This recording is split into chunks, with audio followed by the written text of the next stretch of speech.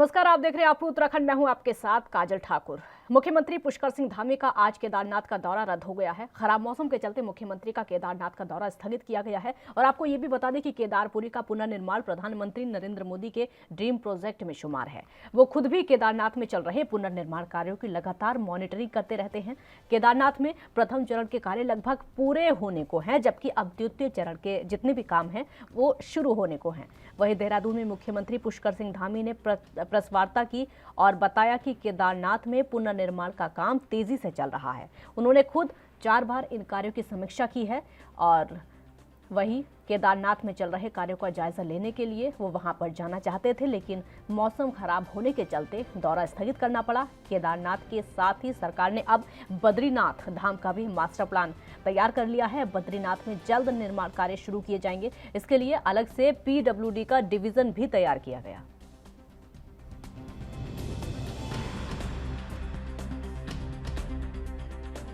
केदारनाथ जी का जो पुनर्निर्माण का कार्य है बहुत तेज़ी से चल रहा है। उसकी लगभग 4 बार मैं स्वयं समीक्षा कर चुका हूँ जब से मैंने ये दायित्व संभाला है, और मैं स्वयं भौतिक रूप से भी वहाँ पर जाकर इसको देखना चाहता था, लेकिन वहाँ पर अभी मौसम के कारण से संभव नहीं हो पा रहा है। आज भी मैं गया था केदारनाथ के पास पहुँचकर, वहाँ से हम वापस आए हैं। लेकिन इसके साथ साथ केदारनाथ का काम तो हम कर ही रहे हैं, उसका जल्दी चूँकि लोकार्पण और शिलान्यास के कुछ कार्यक्रम होने हैं वो हम फाइनल कर रहे हैं, अंतिम स्टेज पर हैं। और इसके साथ साथ हम बद्रीनाथ का भी मास्टर प्लान बना रहे हैं, वो भी हमारा तैयार हो गया है। वहाँ पर भी जल्दी से बद्रीनाथ का मास्टर प्लान लाने के बाद हमने वहाँ के लिए एक डेडिकेटेड PWD का डिवीजन।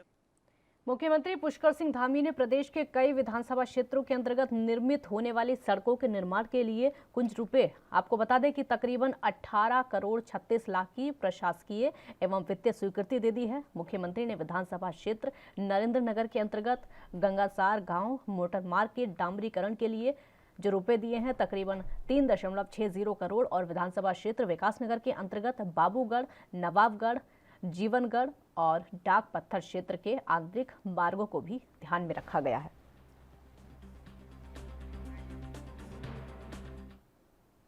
उत्तराखंड कांग्रेस कमेटी की बैठक आज पूर्व मुख्यमंत्री हरीश रावत के नेतृत्व में हुई और इस बैठक में कमेटी के सभी सदस्य मौजूद रहे। बैठक में राज्य से जुड़े जनहित के मुद्दों को जनता के सामने रखने को लेकर चर्चा की गई, जनता तक पहुंचाने को लेकर और जनहित के मुद्दों पर चर्चा की गई। साथ ही ये भी कहा गया जनता में कांग्रेस के प्रति उत्साह पैदा करने पर भी बात कही गई। कमेटी के अध्यक्ष हरीश रावत ने कहा कि 10 दिन के अंदर सभी मुद्दों को इकट्ठा करके एक व्यापक रूपरेखा तैयार की जाएगी, जिसको कैंपेन कमेटी केंद्रीय नेतृत्व के साथ में भेजेगी। हरीश रावत ने कहा कि बैठक में बिंदुवार सभी राज्य सरकार की विफलताओं को गिनाया गया और चर्चा की गई। लगभग 3.25 घंटे हमारी बैठक हुई, जिसमें हमने लगभग 3 दर्जन फैसले लिए हैं, जिनको लेकर के हम कोर कमेटी के सामने जाएंगे। और उनमें से एक फैसला जिस पर तत्काल मुझसे और प्रदेश कांग्रेस अध्यक्ष कमेटी ने अपील की है कि कैंपेन की शुरुआत के तौर पर हम सारे कांग्रेस जनों से अपील करें कि वो अपने घर के ऊपर पार्टी का झंडा फहराएं, और ये काम अगले 15 दिन के अंदर एक पूरे सिस्टमेटिक तरीके से, पूरे व्यवस्थित ढंग से पूरे राज्य भर में चलाया जाएगा। और उसके साथ साथ जो है प्रत्येक कांग्रेस जन को एक स्टिकर दिया जाएगा, जिसको वो अपनी गाड़ी और अपने वाहन पर लगा करके डिस्प्ले करेगा, जिसके जरिए उत्तरकाशी में आशा कार्यकर्ताओं ने अपनी 12 सूत्रीय मांगों के समाधान के लिए जुलूस प्रदर्शन करके आज उप जिलाधिकारी के माध्यम से सूबे के मुख्यमंत्री को ज्ञापन सौंपा। ज्ञापन में मांग की गई है कि आशा वर्करों को सरकारी सेवक का दर्जा दिया जाए, आशाओं को पेंशन का लाभ दिया जाए, कोरोना काल में आशाओं को 10,000 रुपये कोरोना भत्ता दिया जाए और 50,000 का जीवन बीमा करवाया जाए। और वहीं ऋषिकेश के BTC परिसर स्थित कांजी हाउस की भूमि पर बने खोखे का विवाद सुलझता हुआ नजर नहीं आ रहा है। एक और जहां खोखे का संचालक मामले में हाईकोर्ट से स्टे की बात कर रहा है, तो वहीं नगर निगम के अधिकारी कोर्ट में विचाराधीन मामले की समय सीमा खत्म होने की बात कहकर खोखे को जल्द तोड़ने का दावा कर रहे हैं। और आपको बता दें कि कांजी हाउस की भूमि पर बने खोखे का जो विवाद है पिछले तकरीबन 4 साल से चल रहा है। गढ़वाल अपर आयुक्त हरक सिंह रावत के निर्देश के अनुसार एक बार फिर से नगर निगम की टीम ने खोखे पर अतिक्रमण बताकर ध्वस्त करने की कोशिश की, लेकिन मौके पर विरोध और हंगामा होने से नगर निगम की टीम को बैरंग लौटना पड़ा।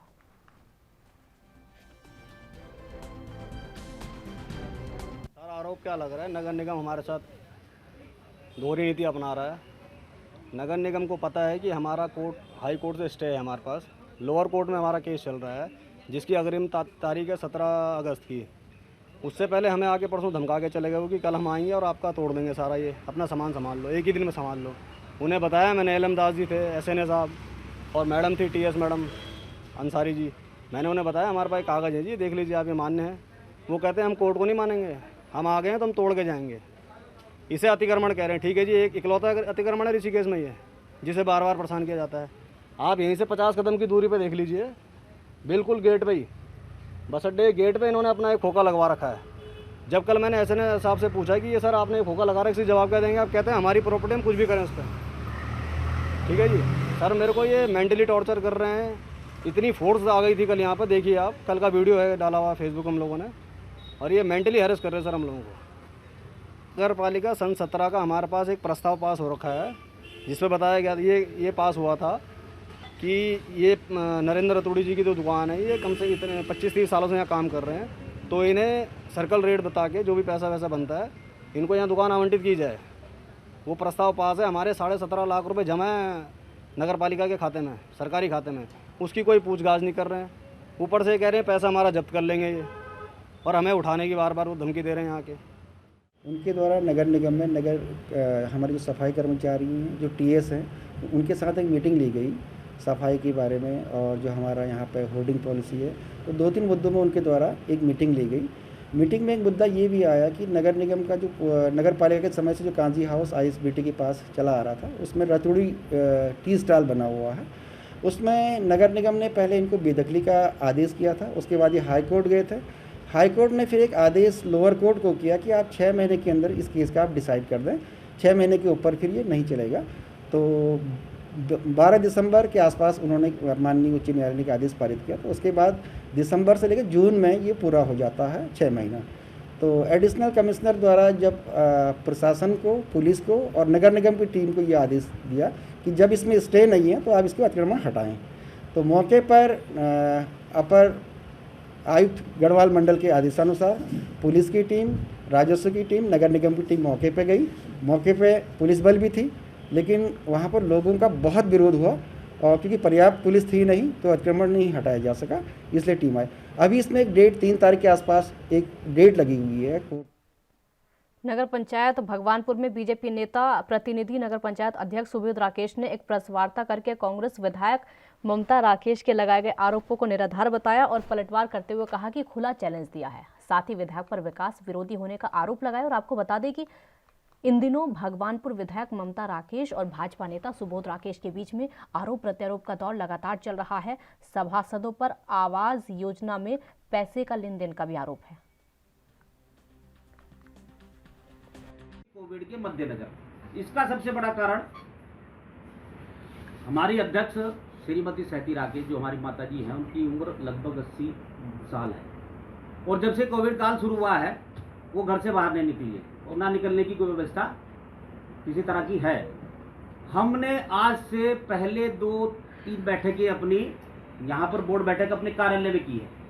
हर बैठक का एजेंडा माननीय श्रीमती ममता राकेश जी के पास हमने भेजा, एक भी बैठक में नहीं आई। हम पूछना चाहते हैं क्यों नहीं आई।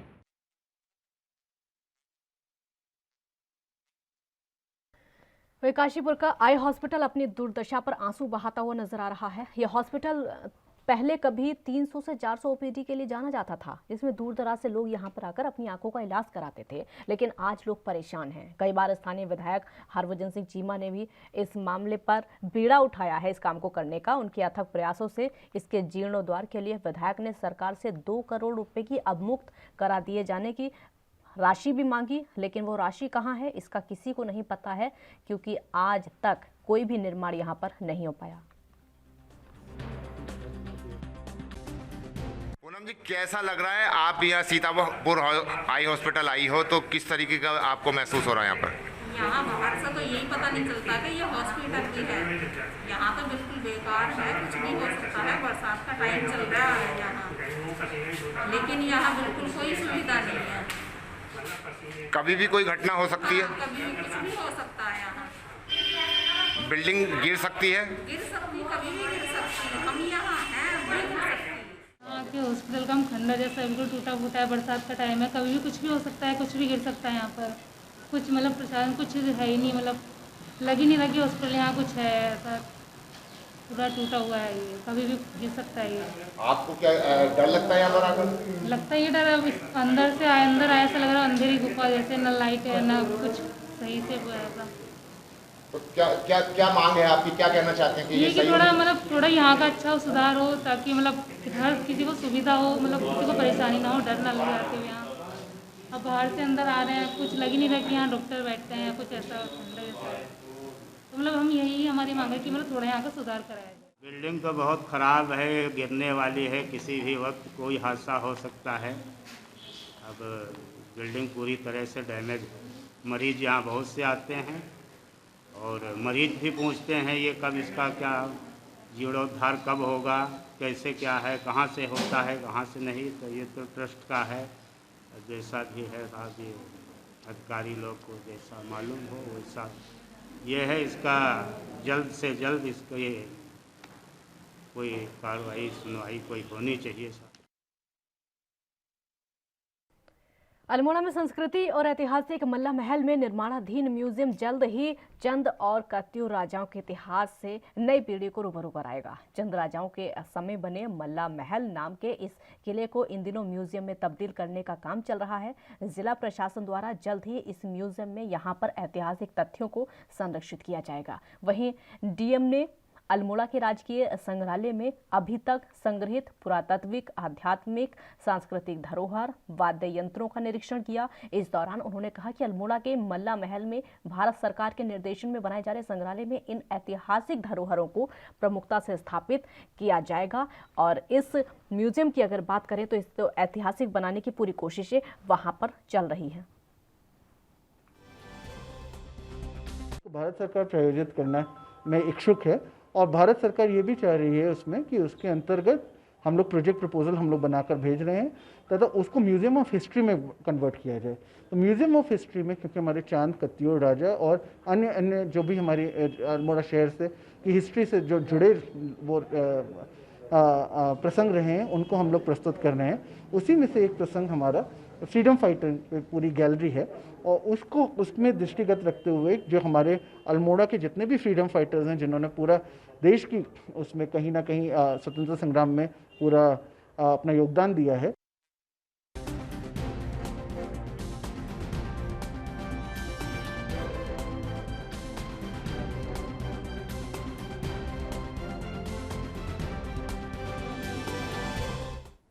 उत्तराखंड के सितारगंज में खटीमा रोड पर बगोरा गांव बटेसर की चक्की के पास रोड किनारे झाड़ियों में अज्ञात शव मिलने से क्षेत्र में दहशत का माहौल है।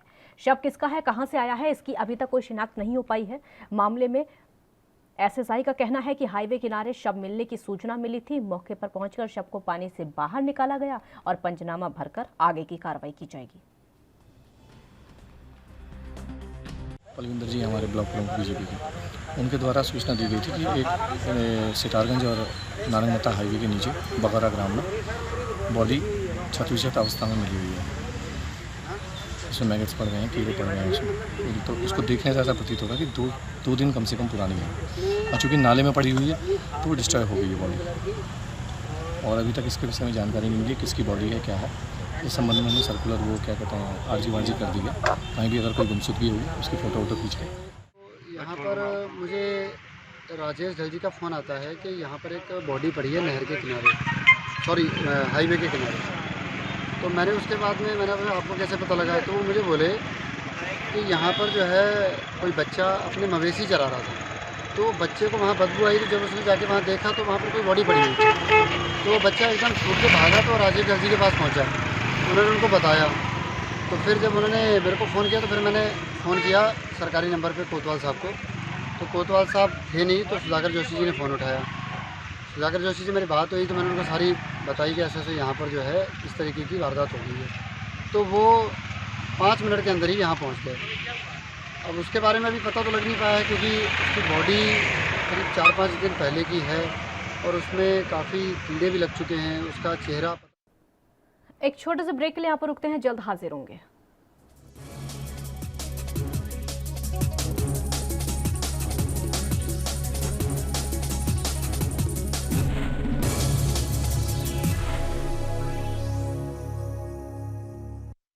ब्रेक के बाद एक बार फिर स्वागत है आपका। केदारनाथ हाईवे 2 दिनों से रुद्रप्रयाग जिला मुख्यालय से 6 किलोमीटर आगे भटवाड़ी सैड़ में बंद पड़ा हुआ है। यहां पर पहाड़ी से लगातार बोल्डरों की बरसात हो रही है। पहाड़ियों से मलबा और बोल्डर इतने गिर रहे हैं कि हाईवे को खोलने में मुश्किलें हो रही हैं, जिसके चलते रुद्रप्रयाग जिले की आधी से ज़्यादा आबादी को 30 से 35 किलोमीटर का अतिरिक्त सफ़र तय करके आवाजाही करनी पड़ रही है। आपको बता दें कि हाईवे बंद होने के चलते डीएम और एसपी को भी दूसरी ओर पैदल निकलना पड़ा। आपको यहाँ पर यह भी बता दें कि भारी बारिश के चलते हो रहे भूस्खलन ने जिस तरीके की स्थिति पैदा की है, भूस्खलन की वजह से केदारनाथ हाईवे इन दिनों 5 से ज़्यादा स्थानों से बंद हो चुका है। केदारनाथ हाईवे रुद्रप्रयाग जिले की आधी से ज़्यादा आबादी का लाइफलाइन कहा जाता है, लेकिन अब वो बंद है तो दिक्कतों का सामना इस समय सभी को करना पड़ रहा है। आज सुबह की बात करें तो सीएम पुष्कर सिंह धामी के कार्यक्रम को लेकर डीएम और एसपी भी डाइवर्ट मार्ग रुद्रप्रयाग, जवाड़ी, तिलवाड़ा से होकर निकले और वापसी में भी उन्हें पैदल होकर दूसरी ओर आना पड़ा। डीएम मनोज गोयल ने कहा है कि हाईवे के बंद होने की वजह से जल्द काम जितने भी होने होते हैं उनको देरी से होता है और ग्रामीणों को दिक्कतों का सामना करना पड़ रहा है। मेरा नाम समीर नागर। हम यहाँ 1 घंटे से फंसे हुए हैं और हम वेट कर रहे हैं कब खुलेगा ये। कहाँ से आ रहे हो आप? हम बहादुरगढ़ से आए हैं, हरियाणा से। जाना कहाँ? हम तुंगनाथ महादेव जा रहे हैं। परमिशन लेके आए हो? परमिशन सब चीज़ें हैं, पास भी है, मास्क भी है, सब चीज़ें हम लेके आए हैं। अब वेट कर रहे हैं कब तक खुलेगा ये।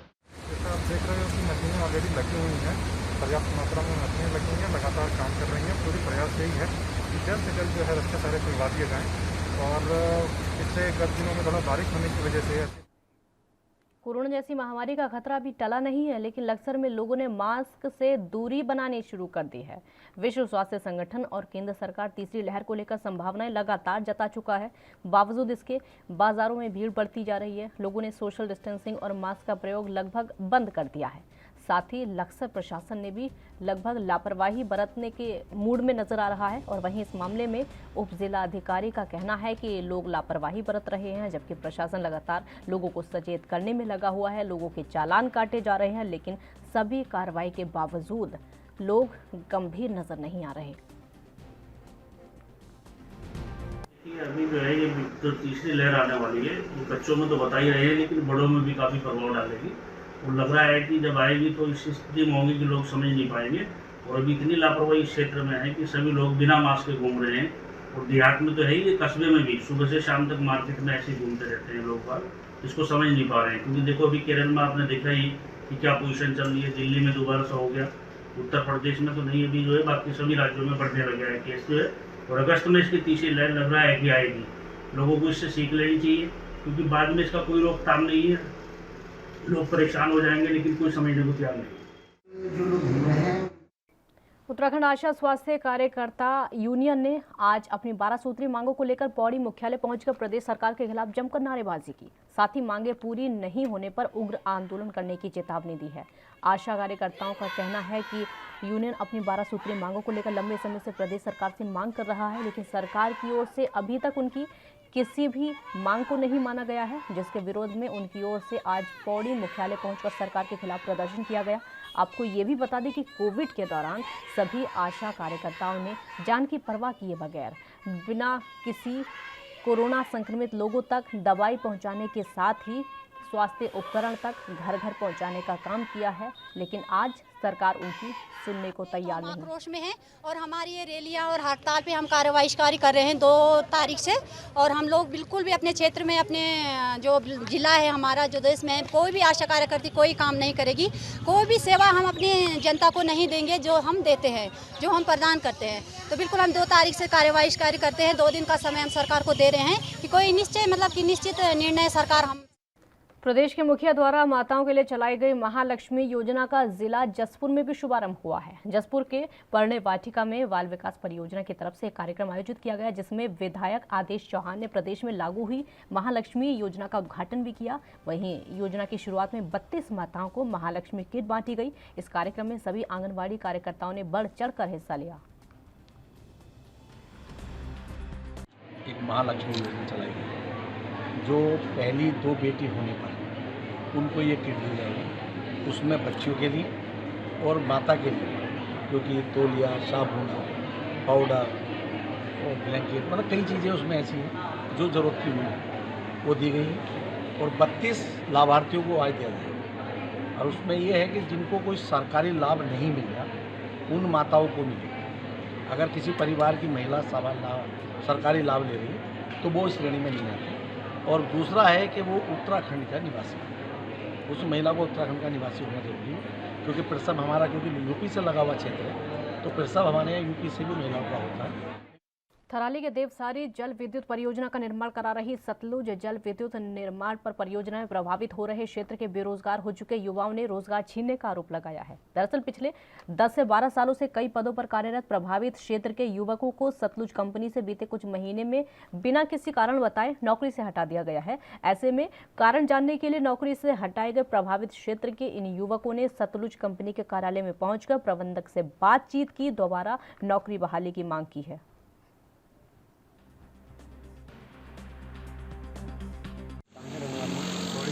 इनने से बेघर भी कर रहे हैं और नौकरी से भी निकाल दिया है। जो मेरे पास रोज़गार भी था वो भी इन्होंने छीन दिया है। अब मेरे पास रोज़गार का कोई चारा नहीं है, जो भी मेरे पास पैसा था वो सारा खर्च हो गया। अब इनने घर से बेघर तो कर रहे हैं, इन्हें नौकरी से भी हमें निकाल दिया गया। अब इनके साथ यहाँ यही होगा, या तो आत्महत्या करूँगा मैं अपनी, या ये सतलुज कंपनी के जितने बंदे ये जिम्मेदार रहेंगे मेरे आत्महत्या के पीछे, और सतलुज कंपनी जिम्मेदार रहेगी। क्या बोलते हैं मुझे क्या पूछते हैं, 31 मार्च को इनने एक दिन पहले इन्होंने हमें कहा कि तुम घर हो जाओ। उसके बाद आए हम बीच में, तो इन्होंने कहा कि नौकरी लग जाएगी।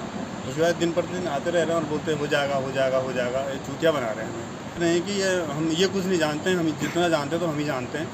जो भी 10 साल हो गए यहाँ नौकरी करते हुए, पीओ के पद पर था। इनने आज मुझे घर से बेघर तो कर दिया है और अपने उससे भी बेघर कर दिया है मुझे। अब मैं कहाँ जाऊँ? इसके अलावा मेरे पास मेरे पास दुनिया भर 4 महीने में दुनिया भर का कर्जा हो गया। लोगों का राशन का कर्जा, खाने का कर्जा और अपने जो भी रहन सहन है उसका कर्जा हो गया मुझ पर। और इसका जिम्मेदार सतलुज कंपनी है। परियोजना यहाँ पे 2006 में आई थी, 2008 से मैंने काम स्टार्ट किया है। मेरे पास 13 साल इस परियोजना में हो चुके हैं। और बात यह है कि हम इतने सालों से यहाँ पे प्रोजेक्ट में काम कर रहे हैं। प्रोजेक्ट में काम करने के बावजूद हमें जो है 29 मार्च 2021 को हमारे हाथ पर लेटर बतौर दिया जाता है कि बोला कल काम पे नहीं आइएगा, जबकि भारत सरकार का लॉ नियम ये बोलता है कि 1 महीने पहले का उसको लेटर दिया जाता है कि आपको अपना काम हम छोड़ने जा रहे हैं और आप जो इस काम को कल से 1 महीने बाद आप इसको छोड़ोगे। डाटा एंट्री ऑपरेटर पे कार्यरत हूँ मैं। अपने डॉक्यूमेंट्स आपको दिखाता हूँ। मैंने यहाँ पर चुनाव ड्यूटी से लेकर के जहाँ पे मेरी ज़रूरत पड़ी है, जिस कर्मचारी को लेकर के मेरी ज़रूरत पड़ी उस कर्मचारी को मेरा इस्तेमाल हुआ है, मेरे को उस तरीके से इस्तेमाल किया गया है। जब आपको हटाया कारण कुछ भी नहीं बताया गया। बोला गया है कि इतने तारीख को आपका एग्रीमेंट खत्म हो गया है, आप जो है कल से नौकरी पे नहीं आएंगे। जब 18 लोगों को ये लेटर दिया गया, 18 लोगों में से 10 लोगों को कैसे बेस पे बाहर अंदर रखा गया, 8 लोगों को क्यों छोड़ा गया? पहले 18 लोग थे। 18 लोगों को बोला गया, सबके उसमें व्हाट्सअप से लेटर डाला गया, व्हाट्सअप के माध्यम से ग्रुप में लेटर डाला गया। फिर कितने लोगों को वापस लिया गया? फिर 10 लोगों को वापस लिया गया, 8 लोगों को बाहर किया गया। क्यों किया गया? किस बेस पे किया गया वो लेटर बताइए ना आप। मेरे को बोला आप तुम बाहर चले जाओ नौकरी करने के, दिल्ली चले जाओ। मैं दिल्ली क्यों जाऊँ? जहाँ मैंने 13 सालों से नौकरी की है वहाँ से मैं बाहर कैसे जाऊँ? ये बताइए ना आप। आज पता ये कि मेरे से बोला कि आप बोलो बाहर चले जाइए नौकरी करने के, दिल्ली चले जाइए। बोला आपका भाई जब बाहर नौकरी कर सकता तो बोला आप क्यों नहीं कर सकते? बोला मैं जब मैं यहाँ 13 सालों से यहाँ नौकरी कर रहा हूँ, बोला प्रोजेक्ट बंद होने वाला है तो प्रोजेक्ट बंद वाला बंद करो ना, आज ही बंद करो ना इसको, आज ही बंद करो ना इसको। आपने चिंदी चोरी से कार्यों को अंदर कैसे बुलाया? उनका क्या कहना है कि प्रोजेक्ट बंद होने वाला है? प्रोजेक्ट बंद हो रहा, 2 साल से बोले प्रोजेक्ट बंद हो रहा। पिछले साल भी ऐसे ही किया था। पिछले साल भी 2 साल पहले लोगों को बाहर किया था, उनको भी नहीं रखा। इस साल भी बाहर किया। आप अगर बाहर ही करना था तो आपने रखा क्यों रखा? आपने बताइए ना, क्यों रखा गया है? जो हमारा जीवंती देवसारी जल विद्युत परियोजना है, इसमें उपनल के थ्रू हमने कुछ लोग यहाँ रखे हुए थे। उपनल के साथ हमारा कॉन्ट्रैक्ट था, उस कॉन्ट्रैक्ट की अवधि समाप्त हो गई। चूँकि उस कॉन्ट्रैक्ट की अवधि समाप्त हो गई थी तो उपना द्वारा उन लोगों को निकाल दिया गया और उपना ने उनके लेटर में लिखा है कि जब कभी उन्हें कहीं ज़रूरत होगी तो उपना उन लोगों को ले लेगा।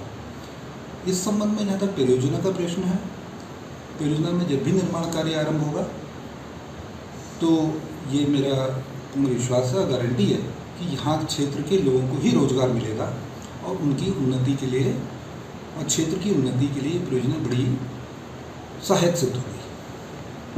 जो लोग मेरे से मिलने हैं उन्हें सारी यथास्थिति वस्तु स्थिति से अवगत कराया गया है और मैं तो अभी भी कहूँगा कि परियोजना का निर्माण कार्य करने में सभी लोग हमारी मदद करें तो ताकि उन्हीं। आपको उत्तराखंड में फिलहाल इतना ही। देश और दुनिया की बाकी खबरों के लिए आप देखते रहिए ANB न्यूज़। नमस्कार।